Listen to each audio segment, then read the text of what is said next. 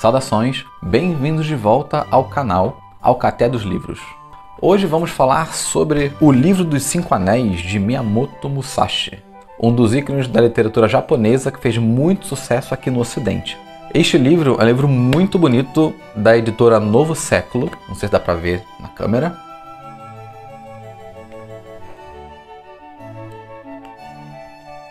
Inclusive tem uma arte muito bonita na parte interna. É um livro extremamente confortável para se ler e bom de segurar também, então já fica a dica aí. Pessoal, o Livro dos Cinco Anéis é um livro muito famoso e que foi usado para meio empresarial, mas na verdade é um tratado de artes marciais e conta um pouco da história japonesa de Miyamoto Musashi. Uma das coisas bem interessantes desse livro é que ele conta a história do Miyamoto Musashi e logo em seguida nos é apresentado o Gorin no Sho, que seria o livro dos cinco elementos. Eu não tenho certeza porque foi colocado o livro dos cinco anéis como tradução, mas neste livro eles dizem pra gente que foi resgatado o original, que é o livro dos cinco elementos, já que o Miyamoto Musashi dividiu o seu livro em elementos. O Miyamoto Musashi, ele é dito como o espadachim invencível. Ele nunca perdeu um duelo em toda a sua vida. Ele escreveu esse livro em 1645, no mesmo ano em que morreu, presumivelmente de câncer torácico, como é descrito no livro, mas não há 100% de certeza. Ele morreu com 61 anos, como um ermitão, morando numa caverna, que foi o local onde ele escreveu este livro. Miyamoto Musashi nasceu em 1584, e com apenas 13 anos ele venceu seu primeiro duelo. No Gorin no Sho, que é o original do Musashi, ele nos conta que ele venceu mais de 60 duelos ao longo de sua vida. E no livro nós temos uma parte final, no pós-fácil, em que tem uma cronologia da vida de Musashi e dos feitos que ele executou, inclusive de algumas guerras que ele lutou.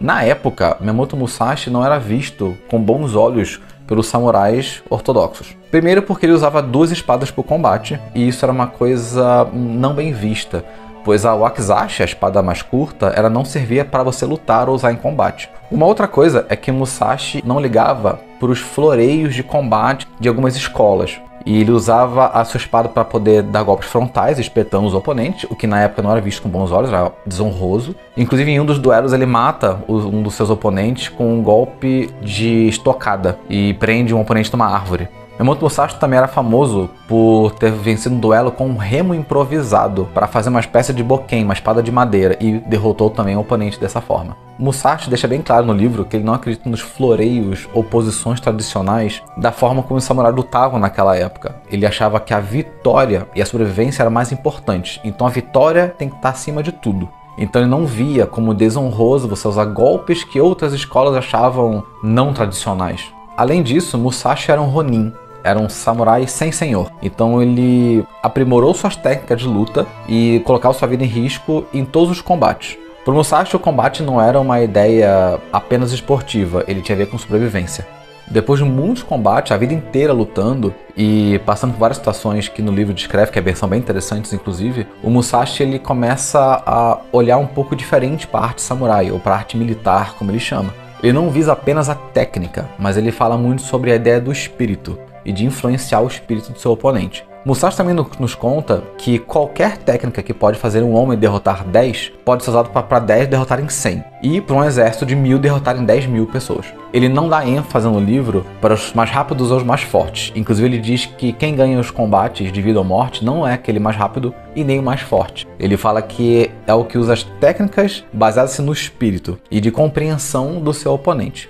Ao mesmo tempo, ele deixa bem frisado que o treinamento deve ser árduo, contínuo e não tem fim. Um samurai sempre tem que estar pronto para lutar. Uma das críticas que eu tenho, não em relação ao Musashi em si, mas pela fama que o livro ganhou nas últimas décadas, é uma interpretação e edições voltadas para o meio empresarial. É claro que nós podemos usar filosofias e estratégias, por exemplo, como metáforas para serem aplicadas, por exemplo, no mundo dos negócios. Mas na minha visão, pelo menos, um pouco mais tradicional desse tipo de arte, a gente perde toda a essência desse tratado quando a gente resume a uma guerra de negócios ou de interesse de empresas. E neste livro, nesta edição, o tradutor e todos os envolvidos nesta edição da Novo Século, eles tentam tirar um pouco essa ideia do administration e fizeram uma edição voltada realmente para o tratado do Miyamoto Musashi e de todos os valores, né, e questionamentos e lições que vêm nesse tratado sem essa ideia empresarial por trás. O que faz dessa edição uma ótima tradução, inclusive com pessoas de renome envolvidas que entendem bastante tanto da filosofia japonesa quanto também da língua portuguesa.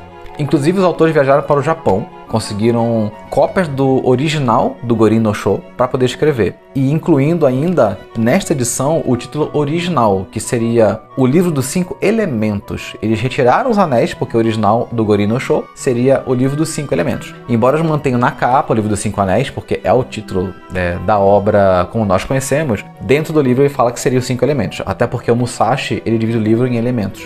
O livro ele vai tratar um pouco da vida do Miyamoto Musashi, vai falar algumas questões filosóficas também no prefácio, na introdução, mas depois vamos direto pro Gorin no Sho, que é o livro do Miyamoto Musashi. O Musashi, pela vida inteira, ele duelou com muita gente, ele venceu muitas pessoas e ficou muito famoso no Japão. Inclusive, quando o Japão ele passou de um período de maiores guerras para pro Shogunato Tokugawa, você tinha menos violência, menos guerras, né? Eu não sou um especialista em história japonesa, mas algumas coisas pelo menos eu consigo falar. O Miyamoto Musashi faz uma crítica também a esse tempo mais de paz no Japão. Ele diz que os samurais eles ficaram um pouco preguiçosos porque eles estavam tendo trabalhos administrativos, de administrar províncias, ou negócios, ou construções. E isso fez com que os samurais não treinassem com tanto afinco. Cita que nas épocas de guerras era mais comum. Todo mundo treinava porque a guerra era iminente, toda hora tinha uma batalha acontecendo. Nessa época mais de paz, o Miyamoto Musashi ele critica esses samurais que não treinam e se dedicam apenas à parte administrativa.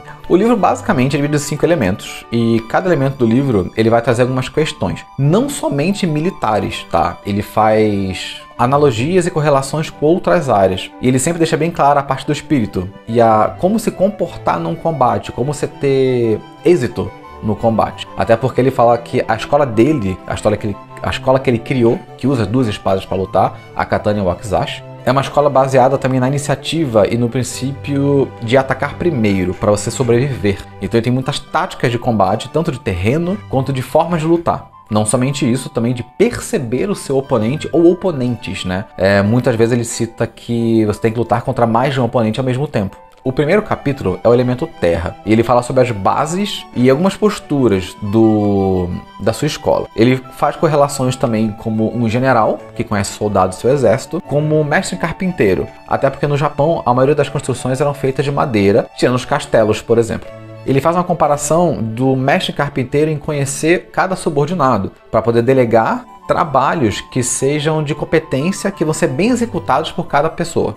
Ele fala que o general deve fazer a mesma coisa, conhecer os seus soldados e delegar funções também de acordo com a capacidade de cada soldado. Da mesma forma, ele divide também algumas tarefas como artesãos e como lavradores. E logo em seguida da terra, ele tem o da água. O capítulo da água fala sobre algumas posturas e táticas de combate dentro da escola dele. Inclusive, uma coisa interessante sobre postura, ele diz que a postura para o início de um combate é a postura não postura. Porque o Musashi tem muito essa coisa de você não esperar o oponente agir, você tem que atacar antes dele agir. No capítulo do fogo, inclusive, ele toca muito na parte também do espírito para o combate mais explosivo, de você antecipar o seu inimigo. Então, até a reação é você não deixar o inimigo completar a ação dele. No da água ele fala inclusive de você ter posturas de não revelar o seu espírito no combate.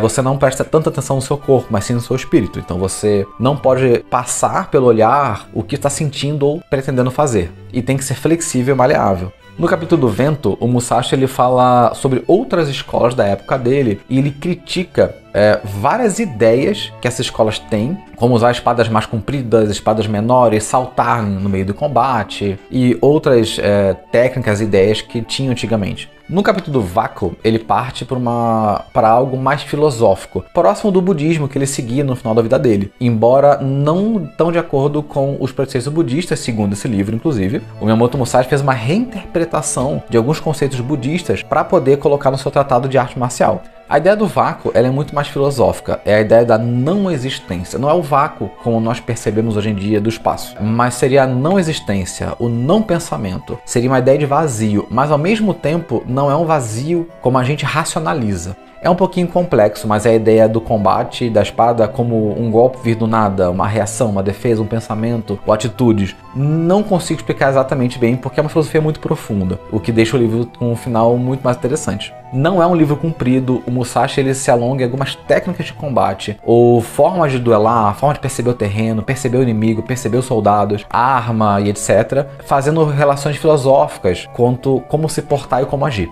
Deixando bem claro que Musashi falava dessas partes filosóficas, mas sempre frisando o condicionamento físico, o treinamento e o seu domínio com a arte da espada. Por boa parte da vida, Musashi ele se dedicou apenas ao treinamento, ao combate e ao duelo, sempre aprimorando sua arte de luta. Quando Musashi começa a envelhecer, ele começa a buscar o que ele chama de verdadeira arte samurai. Na época existia um ideal samurai, de que o samurai ele tinha que ser tanto bom na arte de guerra, quanto nas artes em gerais, principalmente poesia, escrita e outras artes. Então era bem comum alguns samurais escreverem livros de poesia.